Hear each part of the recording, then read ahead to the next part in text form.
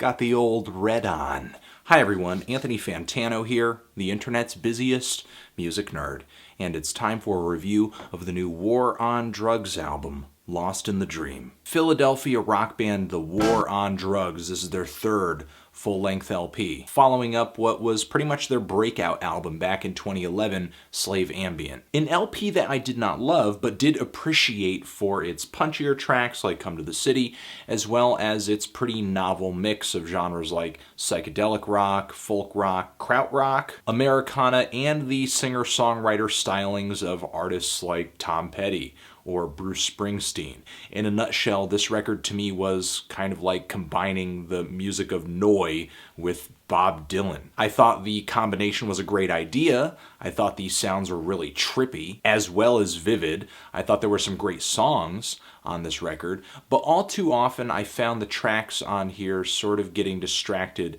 and lost in the very haze that made this record such a unique piece of music in the first place. And as a result of that, the band sort of was losing track of interesting songwriting and was just sort of making music that was a bit too comatose for me. And considering ex-band member Kurt Vile left the group a little while ago to sort of improve upon the sound in his own records, I think in a lot of ways he's kind of beat them at their own game with this more psychedelic approach to Americana, folk rock, singer-songwriter music. So I really wasn't sure what to expect from the War on Drugs on this latest LP, but still I ended up coming out of this thing pleasantly surprised. Yes, the band does tend to wear their influences on their sleeves. There are some occasionally uninteresting moments on this thing too, but I still think Lost in the Dream is a noticeable improvement upon what the band has been doing up until this point. The production is far more lush, more colorful, more layered. A bit more saxophone seems to make its way into this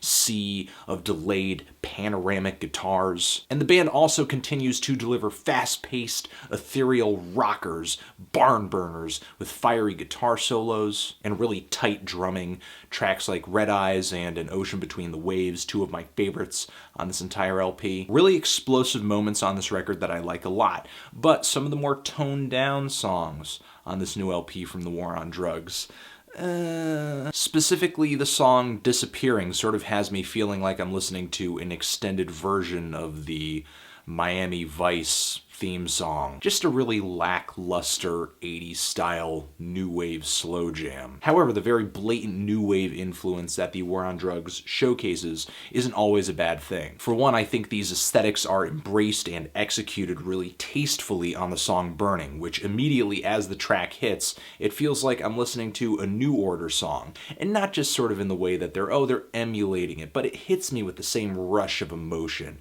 and power that a great New Order song does. Except, of course, there is a completely different vocal delivery to the whole thing. It's tracks like this that actually make me wish that the current set of bands out there that are writing such hazy, blissful music actually went this very tasteful route. The music here is joyous, it's feel-good, it's intoxicating, and yet the instrumentation is lively. You can actually hear things going on. It feels like I'm listening to a band of people who are engaged with the music that they're actually playing.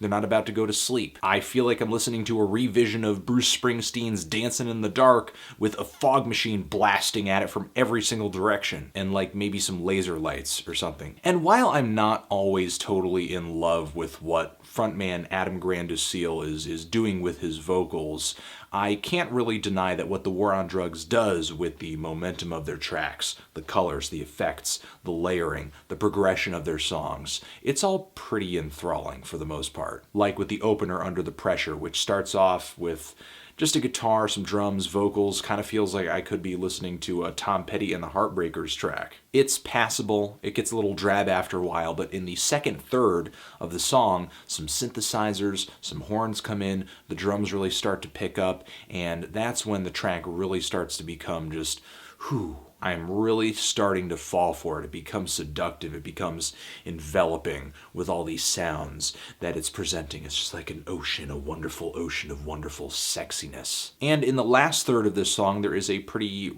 relaxing, buzzing, ambient outro that's very nice on the ears. It's a decent start to the record. What actually ends up captivating me the most on this LP, though, are the slower, more straightforward ballads. And this is actually a spot where I feel that the War on Drugs separates themselves significantly from Kurt Weill. They step past the reverb a little bit, deliver some very vivid, detailed, passionate lyrics that have sort of a sense of place, like Eyes to the Wind. I love the chord progression on this track. The vocal melody is nice as well, the pedal steel in the background, nice touch. And the closing song, In Reverse, which starts off with these really icy tones, some vocals. It's very spacious, it's very open, vast. It's icy as well, I would say. Listening to the song is like just glass shimmering with sunlight just gleaming through it. And as the song moves along, the instrumentation really picks up, keeps things engaging from front to back. It's a strong close. And to a lesser extent, I do enjoy the ballad Suffering on here.